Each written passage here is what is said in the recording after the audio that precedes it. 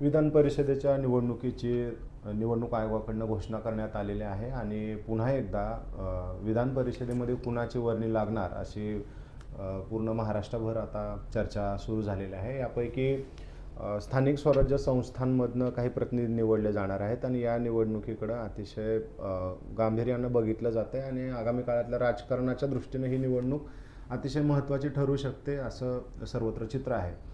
आज आपण सोलापूर जिल्ह्यामधून स्थानिक स्वराज्य संस्थांच्या माध्यमातून जो प्रतिनिधी निवडला जाणार आहे तर तो कोण असू शकतो याबद्दल एक मोठी चर्चा सोलापूरमध्ये सुरू आहे। संख्याबळ जर पाहिलं तर भारतीय जनता पक्षाचा उमेदवार निश्चितपणे विजयी होईल अशी स्थिती आहे। मात्र राजकारणामध्ये काही होऊ शकतं, कोणाचाही विजय होऊ शकतो, कोणाचाही पराजय होऊ शकतो, रणनीती त्याच्यासाठी आखली जाते। मात्र विजयाची खात्री या ठिकाणी जास्त असल्यामुळं अनेक जण इच्छुक उमेदवार त्या ठिकाणी आपल्याला पाहायला मिळत आहेत आणि या इच्छुकांपैकी कोणाला तिकीट मिळू शकतं याबद्दल आपण चर्चा करणार आहोत। माझ्यासोबत दैनिक राष्ट्रसंचारचे संपादक श्री अनिरुद्ध बडवे सर आहेत आणि आपण त्यांच्या माध्यमातून हे सगळं विश्लेषण जाणून घेणार आहोत। अनिरुद्ध सरांचा पंढरपूरशी कनेक्ट आहे, पंढरपूरमध्ये त्यांचं वास्तव्य आहे आणि त्या ठिकाणी देखील वृत्तपत्राच्या माध्यमातून, पत्रकारितेच्या माध्यमातून त्यांनी अनेक वर्ष काम केलेलं आहे। सो त्यांना सोलापूर जिल्ह्याच्या राजकारणाचे अतिशय उत्तम जाण असल्यामुळं आपण आज त्यांच्याकडनंच समजून घेऊयात की सोलापूरचं गणित काय असणार आहे। सर, स्वागत आहे तुमचं। जसं मी सांगितलं की आकडेवारी जर पाहिली तर सोलापूरमधनं भारतीय जनता पक्षाचा उमेदवार विजयी होईल अशी सद्यस्थिती आहे। तर तुमचं निरीक्षण काय आहे, संख्याबळ काय आहे? संख्याबळाबद्दल जर बोलायचं तर भारतीय जनता पक्ष आणि महायुती, त्याच्यामध्ये शिवसेना आणि राष्ट्रवादीचे जर आपण एकत्रीकरण केलं तर जवळपास 75% मतं आज भाजपाकडे आहेत, महायुतीकडे आहेत। म्हणजे जवळपास 760 का 761 मतं स्थानिक स्वराज्य संस्थांची प्युअरली पदाधिकारी महायुतीकडे आहेत। म्हणजे जवळपास भाजपचे 262, शिवसेनेचे जवळपास 71 आणि राष्ट्रवादी काँग्रेस अजित पवार गटाचे 47, अशा मिळून जवळपास 700च्या वर मतं ही एकट्या भाजपकडे, महायुतीकडे असल्यामुळे निर्विवादपणे विजय हा भारतीय जनता पक्षाच्या उमेदवाराचा होईल, महायुतीमध्ये काही संदेह नाही। भाजपला शिवसेना आणि राष्ट्रवादी काँग्रेस सहकार्यच करत आहे, त्याच्यामध्ये कुठलाही मतभेद नाही। त्यामुळे सोलापूर जिल्ह्यात तरी 100%, कारण महाविकास आघाडी तर पूर्ण फुटलेली असल्यामुळे त्यांच्यात तो कॉन्फिडन्सच नाही, त्यामुळे तो उमेदवारच नाही। स्पर्धा जी आहे ही याच तिघांमध्ये आहे। त्यात आता अजितदादा पवारांचं ते जे नेतृत्वाचा ऑरा होता तो आता न राहिल्यामुळे भाजपाने सांगायचं आणि त्यांनी ऐकायचं अशी परिस्थिती सोलापूर जिल्ह्यात तरी आहे। म्हणजे सुनेत्रा वहिनींचा फार काही मोठा तिथं मोटिव्ह आहे किंवा त्यांचा एक विशिष्ट गट बांधला गेला आहे। बाकी हे त्यांचे जे पाटलांची वगैरे जे काही मतभेद दिसतात त्याच्यामध्ये वरून कुणीतरी निर्णय द्यावा आणि एखादा उमेदवार भाजपचा तिथं दावा करावा अशी देखील परिस्थिती नाही। पूर्णपणे भाजपच्या अखत्यारीमध्ये निवडणूक आहे। 700च्या हून अधिक मतं असल्यामुळे निर्विवाद विजय आहे। खरी जी अडचण आहे ते भाजपाच्या मध्ये जे इच्छुक आहेत, ज्यांना वेळोवेळी शब्द दिले गेलेले आहेत, जे वेळोवेळी नाराज झालेले आहेत, या लोकांमध्ये जी स्पर्धा आहे ती स्पर्धा जास्त भाजपाकरता डोकेदुखी ठरण्याची शक्यता आहे।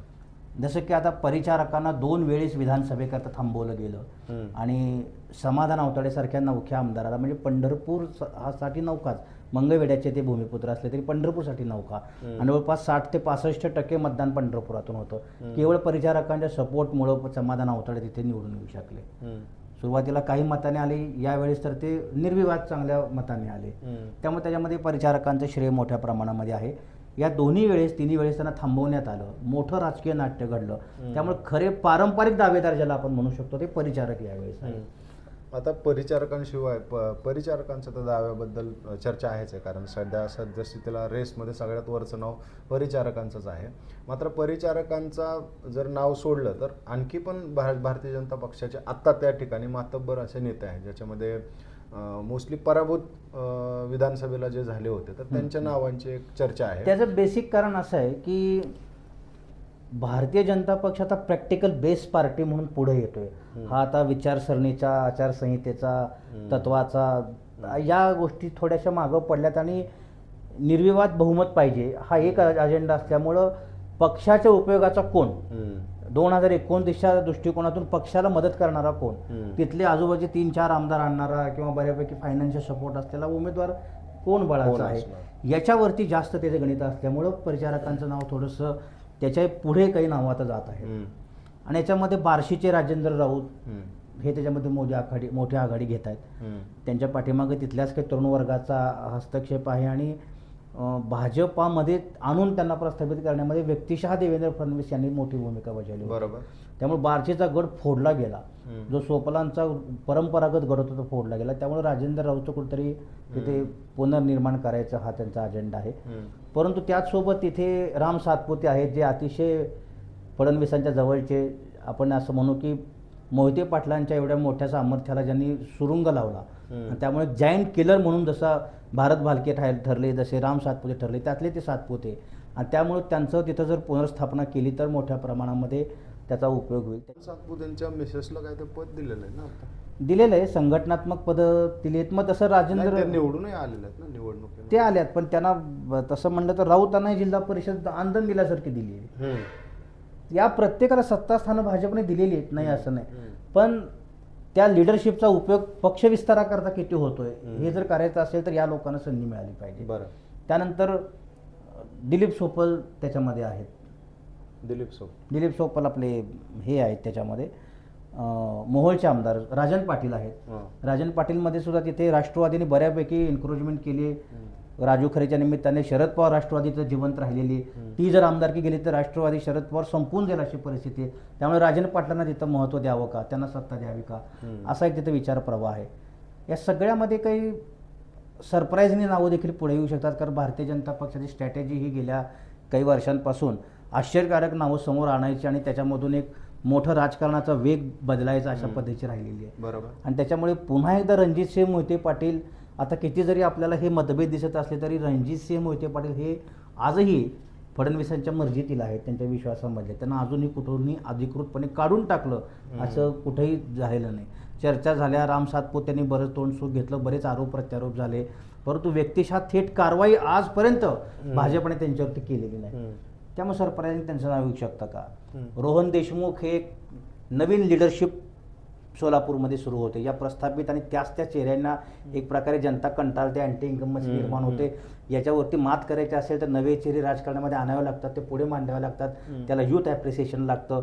या माध्यमातून रोहन देशमुख यांच्यासारखा एक अतिशय आर्थिक सक्षम मराठा समाजाचा, आपल्याच संघाच्या किंवा भाजपाच्या परिवारामधला नेतृत्व आणि एक लीडर, युवा चेहरा या देण्याच्या अनुषंगानं गडकरी यांच्या गटाच्या माध्यमातून एक नाव ते पुढं थोडं सरकवलं जाते. अशा सगळ्या कोलाहलामध्ये ही विधान परिषदेची निवडणूक आहे. आता जे रोहन देशमुखांचं जे नाव सांगितलं ते मला सुद्धा एक आश्चर्यकारक वाटलं, कारण कसं आहे, त्यांनी गेल्या काही दिवसांमध्ये अनेक नेत्यांच्या म्हणजे जाहीरपणे जरी गाठीभेटी नसल्या घेतल्या तरी त्या गाठीभेटी सुरू होत्या अशी एक माझ्याकडे माहिती आहे. आणि दुसरी गोष्ट अशी आहे की रोहन देशमुख हे नाव म्हणजे तुम्हाला असं का वाटतं की त्यांची शक्यता जास्त वाटते तुम्हाला?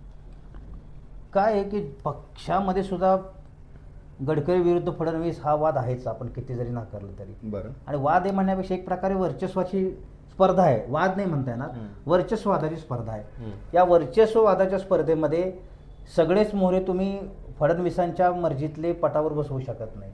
अनेक मतप्रवाह असतात त्याच्यामध्ये. आणि म्हणून प्रदेशाध्यक्ष किंवा गडकरींची लॉबी याच्यामधून काही नावं जर पुढं त्याच्यामध्ये आलेली आहेत आणि एक युवा चेहरा म्हणून त्यांनी तिथे माझ्या गटाचा, माझ्या पक्षाचा किंवा माझ्या ह्याचा असं करून त्या रोहन देशमुखांचं नाव थोडं पुढे येते.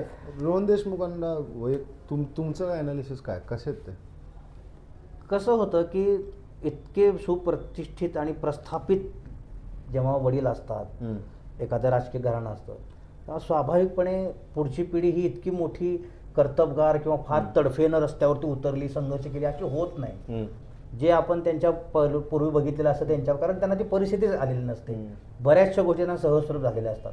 पण ग्रामीण भागामध्ये जाणं, त्या लोकांना मिसळणं, लोकमंगलच्या नावाचे इतके अडचणी असताना देखील थेट लोकांमध्ये जाऊन त्यांचा संवाद साधणं, पक्ष संघटनेकरता काम करणं, किंवा मध्यंतरी जेव्हा नोंदणी अभियान सुरू होतं त्यात देखील त्यांनी खूप मोठा पुढाकार घेतला.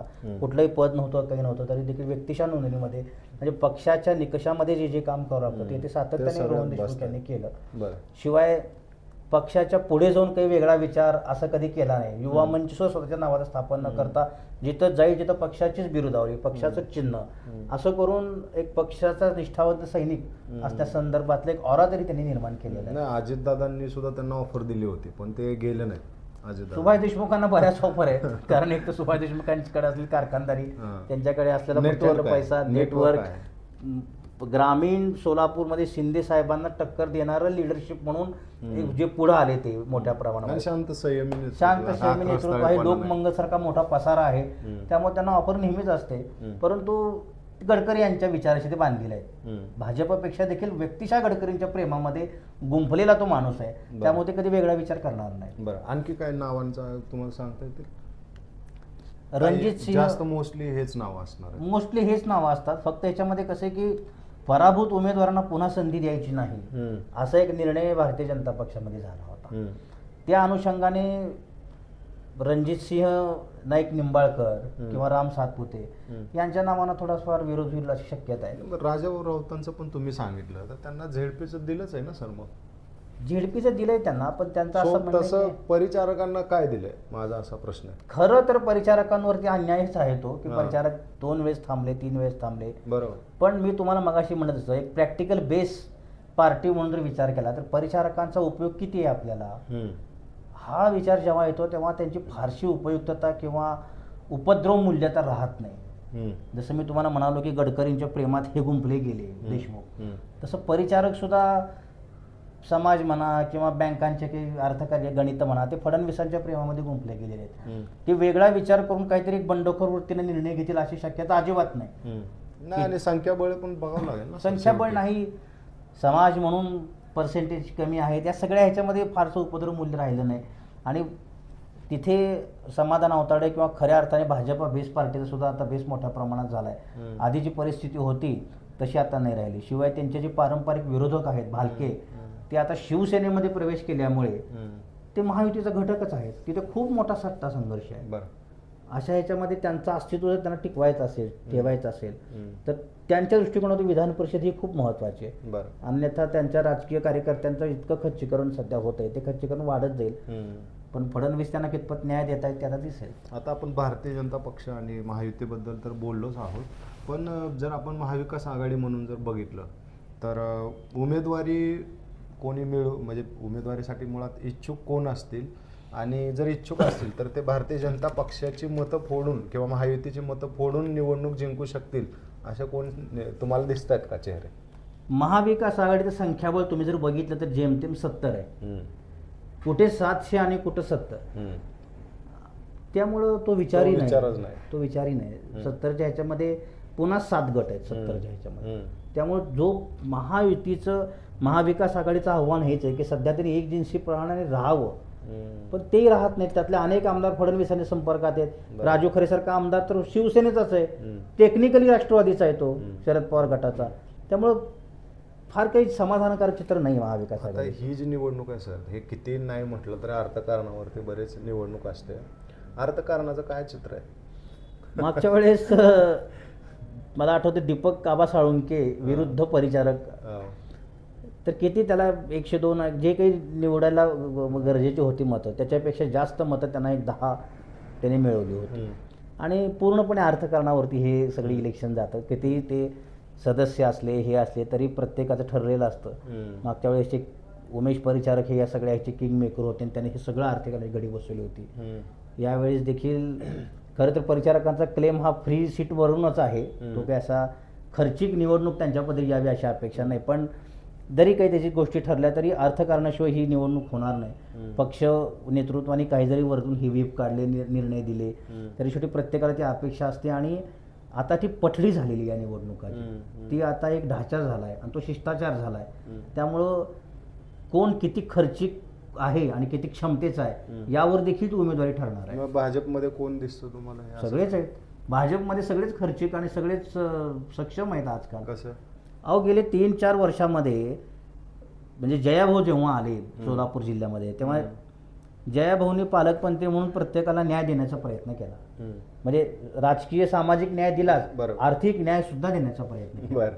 त्यामुळे प्रत्येकाला कार्यकर्ता सक्षम कार्यकर्ता सक्षम नेते सक्षम बस नेते सक्षम केले, अनेक ह्याच्यामधनं केले. त्याच्यामध्ये त्यांच्याकडे जिल्हा परिषद होते, त्यानंतर नियोजन मंडळ होतं, अनेक रस्ते होते आणि बजबज पूर्ण होती. तुम्हाला आठवते का पूर्वी जसं मोहिते पाटील म्हणेल तसं जिल्हा चालायचा, बरोबर. तशी थोडीफार अवस्था आता जयाभाऊ बद्दलची आलेली आहे गेल्या 1 वर्ष 2 वर्षाबरोबर. जयाभाऊ जसं म्हणतील तसं म्हणतील, कारण महापालिका मोठ्या ताकदीनं खेचून आणली, बरोबर. 102 पैकी 87 आणून आणली, बरोबर. ज्या सुशीलकुमार शिंदेच्या शिवाय तिथं चालतच नव्हतं काही, चेहरा मोहरा बदलला. एकतर्फी निवडणूक झाली. गटनेते पदाला त्यांना औषधाला माणूस सापडेना. जिल्हा परिषदेमध्ये जी अवस्था झाली, 68 पैकी मला वाटतं 68 पैकी 38 जवळपास 38-39 उमेदवार राष्ट्रवादीचे जिल्हा परिषदेचे भाजपचे आहेत. त्यामुळे जवळपास 70-65 पर्यंत आलं संख्याबळ. म्हणजे ग्रामीण सोलापूरमध्ये मोठ्या प्रमाणात पकड मिळवली, शहर सोलापूरमध्ये पकड मिळवली. अजून पालकमंत्र्याचं यश काय पाहिजे? मग आता ह्याच्यामध्ये पालकमंत्र्यांच्या जवळचे कोण दिसतात तुम्हाला? पालकमंत्र्याचं श्रेय पण घेतलं जाईल शेवटी. हायर अथॉरिटी तर आता इथं जर आपण पाहिलं तर फडणवीस जरी असले तरी शेवटी पालकमंत्र्यांचा तर विचार घेतलाच जाईल ना. घेतला जाईल त्यांचा विचार. त्यांच्या जवळ त्याच्यामध्ये म्हटलं तर सोलापूर जिल्ह्यात त्यांनी कोठेंच्या माध्यमातून एक मोठी लॉबी स्वतःकडे ठेवलेली आहे. ग्रामीण सोलापूरमध्ये प्रस्थापित जे राजकारणी आहेत, जे फडणवीसांच्या जवळ आहेत, त्यांचा थोडासा दुरावाच आहे त्यांचा. पण जे नवीन आलेले आहेत, ज्यांनी यांच्या नेतृत्वाखाली पक्ष प्रवेश केले, पक्ष वाढवला, पदे घेतली, त्या अभियान यशस्वी केली, अशी माणसं जयाभाऊंच्या जवळ आहेत. पण अशा ह्याच्यामध्ये सध्या कोणी स्पर्धेमध्ये दिसत नाही. जे स्पर्धेतली चर्चेत नावं आहेत थेट फडणवीसांची कनेक्ट असल्यामुळं मला वाटतं जयाभाऊ ते होला हो म्हणतील, ते असं म्हणतील की तुम्ही जो देता त्याला आम्ही ताकद देऊ. म्हणजे ते काही फार कोणाबद्दल असं, कारण हे उमेदवार ही निवडणूक इतकी प्रतिष्ठेची आहे की थेट जण प्रत्येकजण फडणवीसांच्या संपर्कामध्ये. बरोबर बरोबर. नाही, माझं तेच म्हणणं होतं की हायर ऑथॉरिटी फडणवीसच आहेत. आणि तुम्ही जो गडकरींचा फॅक्टर सांगितला देशमुखांच्या बाबत, मग आता लॉबिंग भारतीय जनता पक्षात कसं चालतंय का? चालतं. यावेळेस तर खूप चालेल ते. मी म्हणलं ना तुम्हाला की भारतीय जनता पक्षाला समोरच्या पक्षाची स्पर्धाच नाहीये, इंटरनल संपवून टाकले त्यांनी. पण ह्यांचे जे आमदार सुद्धा लॉबिंग करतात, आमदार पण एकमेकांच्या जेव्हा तिथं विजयकुमार देशमुख विरुद्ध सुभाष देशमुख हा वाद किती मोठा आहे. मध्यंतरी काय तर दिलजमाई झाली होती, नेहमी दिलजमाई होते, कारण दोघांनाही त्या पक्षाची गरज आहे. पण जेव्हा असे प्रसंग येतात तेव्हा माझा कोण तुझा कोण हे प्रसंग येत राहतात त्याच्यामध्ये. आणि त्या दोघांमध्ये एक मोठा संघर्ष आहे. ग्रामीण विरुद्ध शहरी सोलापूरमध्ये एक मोठा संघर्ष आहे. जुने भाजपचे निष्ठावंत प्लस बाहेरून आलेले आयाराम उमेदवार, हा एक वेगळा वर्ग निर्माण झाला आहे. त्याच्यामध्ये एक मोठा संघर्ष आहे. रोहिणी तडवळकर सारख्या खूप जुन्या नेतृत्वाला त्यांनी तिथे संधी दिली, पण ग्रामीण महाराष्ट्रामध्ये तसं नाही, ग्रामीण सोलापूरमध्ये तसं नाही झालेलं. त्यामुळे अनेक त्याच्यामध्ये आपण म्हणतो की अंडर करंट्स आहेत. पण डिझास्टर व्हावं खूप मोठं, वादाची ठिणगी उडावी अशी परिस्थिती फडणवीसांनी बिलकुल निर्माण केलेली नाही. सगळं अंडर कंट्रोल. मुलाखती शेवटाकडे येऊयात. जर तुम्हाला जर का भारतीय जनता पक्षामध्ये प्रस्थापित नेत्यांपैकी जर 2 नावं निवडायची असतील आणि तरुण नेत्यांमध्ये जर का 2 नावं निवडायची, असे 4 नावं सांगा. मला असं वाटतं की पक्ष म्हणून त्यांना जर खरोखरच, ज्याला आपण भाजपची सध्याची विचारसरणी म्हणतो की विरोधक ठेवायचाच नाही, विरोधक संपवून टाकायचा, त्याला स्कोप ठेवायचा नाही, तर त्यांनी मोहोळला मला वाटतं राजन पाटील यांच्या माध्यमातून त्यांनी उमेदवारी दिली पाहिजे. कारण थोडाफार चंचू प्रवेश विरोधकांचा जो आहे तो त्या मोहोळमधूनच सध्या होतो. तिथं जर काही लोकांना मदत करण्यात आली बाहेरच्या लोकांनी किंवा तिथं जर हे केलं तर हळूहळू तिथं तो प्राबल्य वाढू शकतो. आणि मोहोळ हा सेंटर आहे जिल्ह्याचा. तिथं जर तुम्ही विरोधक संपवू शकलात एकदाचे, तर मग तुम्हाला ते रान मोकळं पडलं असं पद्धतीचं होईल. बरोबर. पण मला असं वाटतं की ज्याला आपण लॉयल्टी बघितली, ही बघितली, तर त्यांनी परिचारकांना संधी द्यावी. कारण त्यांनी खरंच थांबले आणि सगळ्यांचे आरोप प्रत्यारोप सहन करून देखील त्यांनी काम केलेलं आहे पक्षाचं. पण त्यांचा कितपत उपयोग आहे शेवटी या गणितावरती. राजकारणात शेवटी उपयुक्तता आणि उपद्रव मूल्य हेच बघितलं जातं. ठीक आहे. आणि नवीन चेहऱ्यांमध्ये जर कोणाला जर संधी द्यावी असं तुम्हाला वाटत असेल, नवीन चेहऱ्यामध्ये 2 कोण असतील? नवीन चेहऱ्यामध्ये मला असं वाटतं की त्यांनी ग्रामीण सोलापूरमधून एखादा दलित चेहरा जर त्याच्यामधून निवडू शकले एखादा, तर त्याचा खूप मोठा उपयोग पक्षाला होईल. कारण तो एक वर्ग समोर मला ह्याच्यामध्ये पुन्हा एकदा प्रस्थापिताचं नाव समोर येते, राम सातपुते सारख्याचं, की ठीक आहे तुम्ही म्हणता ते पत्नीला न्याय दिला, सगळं दिला, परंतु माझा मतदारसंघ सांभाळून महाराष्ट्र पिंजून काढण्यासंबंधीची जी क्षमता जी मोहिते पाटलांमध्ये, ढोबळेंमध्ये होती, की ते अडकून नाही राहिले कधी मतदारसंघामध्ये, बाहेर पडले. तसं विधान परिषद ह्याला सांभाळत बसायची नाही आहेत कुठले मतदार. आणि दुसरं मला असं वाटतं की रणजितसिंह मोहिते हे खरं तर खूप धाडसी होईल, परंतु कितीही मतभेद झाले, काही झाले तरी एक मोठं घराणं जे तिथंसुद्धा विरोधकांच्या दरबारामध्ये खितपत पडलेले, त्यांना काही फार मोठा न्याय मिळतो असा प्रकार नाही. राजकारणाची पारडे कधी बदलू शकतात, पण जर असं घराणं आपल्याकडं असेल तर त्याचाही उपयोग भविष्यामध्ये होऊ शकतो. त्यामुळे मला असं वाटतं की सरप्रायझिंगली जर पुन्हा रणजितसिंह मोहिते पाटलांचं नाव पुढं आलं तर एक वेगळा संदेश महाराष्ट्रामध्ये जाईल. आणि सोलापूर जिल्ह्याचं मग तर एक हुकमी, एक कलमी नेतृत्व भाजपाकडे राहील असं मला वाटतं. पण मी जसं सुरुवातीला मी बोलताना सांगितलं की ही निवडणूक अत्यंत महत्त्वाची आहे, कारण या निवडणुकीवरती आगामी काळातली अनेक गणितं हे असणार आहेत, अवलंबून असणार आहेत. तर इथं संधी देताना म्हणजे एक शेवटचाच प्रश्न आहे की पक्ष म्हणून भारतीय जनता पक्ष काय विचार करत असेल? समजा उमेदवार कोणी असू द्या, पण पक्षाचं व्ह्यू काय आहे ह्याच्याकडे बघण्याचा? मला असं वाटतं की मी मगाशी म्हणजे जसं विरोधक ठेवायचे नाहीत, आणि हे जवळपास 75% जमले त्यांना. आता 2-3 मतदारसंघ सोडले तर सगळे भाजपचे आमदार आहेत. बरोबर. नगरसेवक हे ते म्हणजे सबकुछ भाजप परिस्थिती आहे. 4-5 आहेत ना आमदार आहेत राष्ट्रवादी काँग्रेसचे, राष्ट्रवादी शरद पवार गटाचे हेच आहेत ना, माळशिरस आणि आपलं खासदार एक आणि आपले मोहोळचे राजू खरे. करमाळा आहे, बार्शी आहे. हो, पण करमाळा बार्शी हे कुठं फेलपाटे घालतायत सध्या. हां, ओके, बरं ठीक आहे. मला सांगा तुम्ही की उमेदवारी देताना भारतीय जनता पक्ष काय बघून उमेदवारी देऊ शकतो? उमेदवारी देताना मला असं वाटतं की 2029ची निवडणूक, त्या निवडणुकीसाठी आपल्याला या नेतृत्वाचा कसा उपयोग होईल हा एकच फोकस डोळ्यासमोर ठेवून त्याला उमेदवारी दिली जाईल. कारण या माणसांनी पैसा खर्च करायचा आहे, या माणसांनी त्याच्या समाज, त्याची जात, त्याचा गट, ती प्रतिष्ठा, सगळा बॅलन्स लागतो, प्रतिष्ठा पणाला लावायची. बरोबर. आणि जिल्ह्याची जबाबदारी घ्यायची आहे, एका मतदारसंघाची नाही. बरोबर. आणि अशा दृष्टिकोनातून त्यांना एक अतिशय सक्षम उमेदवार निवडावं लागेल, आणि तीच कवायत, तोच गृहपाठ सध्या चालू असावा. बरं, धन्यवाद सर. तर हे होते बडवे सर. त्यांनी अतिशय सोप्या भाषेमध्ये सोलापूर जिल्ह्यातली राजकीय स्थिती सांगितली, शिवाय संभाव्य उमेदवार कोण असतील ते सांगितलं. आणि शेवटी भारतीय जनता पक्ष हा लॉंग टर्म विचार करणारा पक्ष आहे. आपण आजवरच्या अनेक उमेदवाऱ्या जाहीर होताना पाहिले की भारतीय जनता पक्षाने अचानक सरप्राईज असे नावं आणली जी मीडियामध्ये नावं चर्चेत नव्हती. मात्र भारतीय जनता पक्षानं अशा उमेदवारांना उमेदवारी दिली की सगळ्यांनाच त्यावेळेला आश्चर्याचा धक्का बसला आहे. यावेळी देखील असं काही सरप्राईजली पॅकेज पुढे येतं आहे का, आता हे आपल्याला पाहावं लागणार आहे. सोबतच या निवडणुकीवरती आपलं लक्ष असणार आहे. या संदर्भात आपलं विश्लेषण आणखी काही पत्रकार म्हणा किंवा त्या ठिकाणचे राजकारणी असू द्यात, इच्छुक असू द्यात, यांच्याशी देखील आपण संवाद साधण्याचा प्रयत्न करणार आहोत. तुर्तास आपण इथंच थांबूयात. धन्यवाद.